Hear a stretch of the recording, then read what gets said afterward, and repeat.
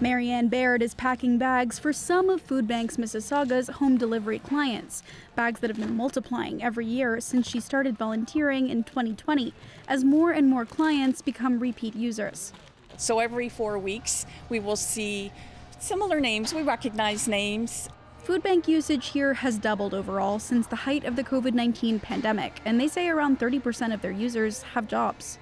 We're meant to help people in an emergency. But what's changed is now people are in an emergency every single month because the income they have is nowhere near covering the actual costs that it would take to live their life. Another concerning number, the food bank is serving 35% more seniors than they were in 2023. It makes me sad in some ways that in a country where we have so much, that we have seniors who still need to rely on a food bank.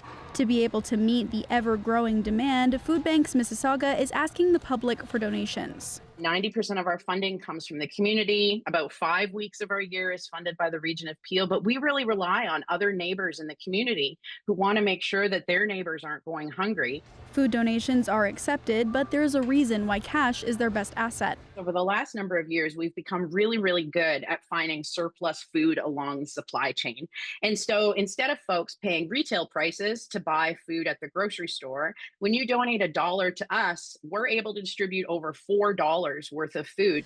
Well, the food bank distributes over 10 million pounds of food to the community in Mississauga every year. And although they prefer financial donations, there's one thing they always need, and that is cooking oil.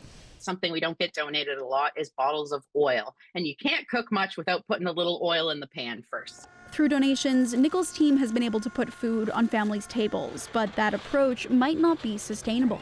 The food bank is there to fill the gap thanks to generosity. But if we want it to be that gap to be filled by policy, not by when donors feel warm feelings in their heart, then we have to make some changes.